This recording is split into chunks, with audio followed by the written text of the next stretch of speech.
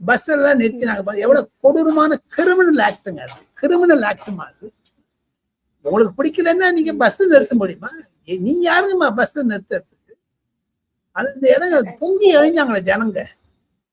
அவன் சிங்கப்பூர்ல இருந்து லண்டன்ல எனக்கு தெரிஞ்ச 2 பசங்க சிட்னில இருந்து வந்திருக்காங்கம்மா. அவன் என்னோட பேசினாங்க.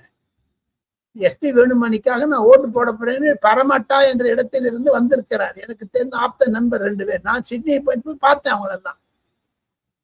அதே மாதிரி மெல்போர்ன்ல இருந்து ஒரு 10 பேர் பசங்க வந்திருக்காங்க. ஆர்வத்துடன் வந்திருக்கேன். எந்த பொது தேர்தலும் அயல் நாட்டிலிருந்து வந்த நம்பர் குறைவுமா. அவங்க அந்த ஊர்ல சிட்டிசன் ஆகாத, ஆஸ்திரேலியா ஆகாத, அமெரிக்கா இது சிட்டிசன் ஆகாத, இந்தியாவிலே ஓட்டு போடணும், தமிழ் வெற்றி கழகத்துக்கு ஓட்டு போடணும், ஏடிஎம்கேக்கு ஓட்டு போடணும், திமுகவை அகற்ற வேண்டும் என்ற உறுதிமொழியுடன் வந்தவர்கள் பலர் இருக்கிறார்கள். ஆனா பஸ் நிறுத்தினீங்களா? அதோட கொடூரமான செய்தி